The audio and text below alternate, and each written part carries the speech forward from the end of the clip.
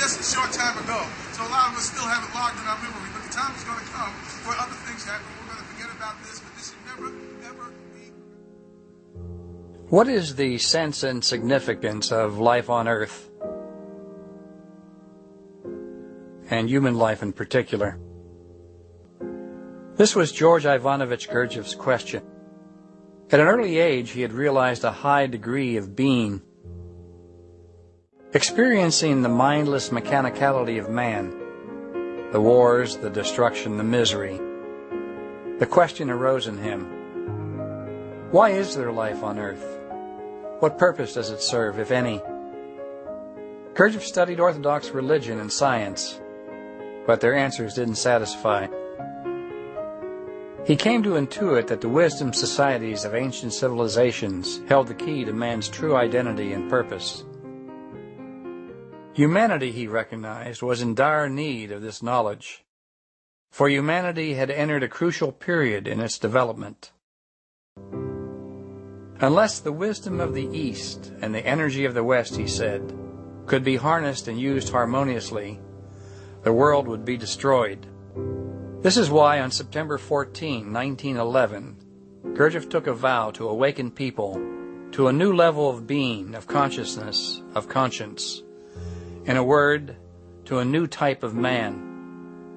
He vowed to introduce and establish in the West the esoteric teaching of self-transformation he had discovered. One, he said, that was completely unknown up to the present time. He called it the Fourth Way. In his talks, Gurdjieff gave a keen analysis of the modern dilemma. There is a growth of personality, he said, at the cost of essence. That is, a growth of the artificial, the unreal, and what is foreign, at the cost of the natural, the real, and what is one's own. We see everywhere a preponderance of vulgarity and stupidity of all kinds, and in life we only see new divisions, new hostility, new misunderstandings.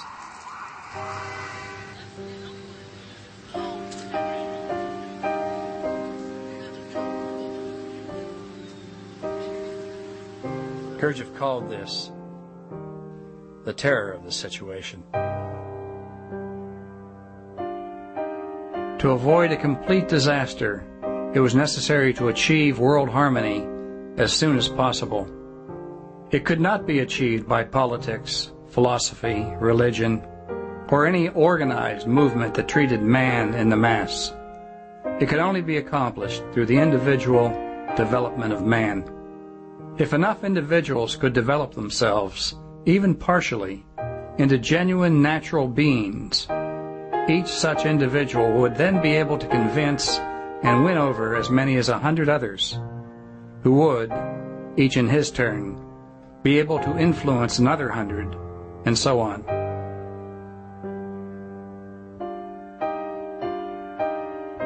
In sum, what Gurdjieff was saying was that everyone, like Atlas, would hold up, be responsible for their own world, and thus the larger world.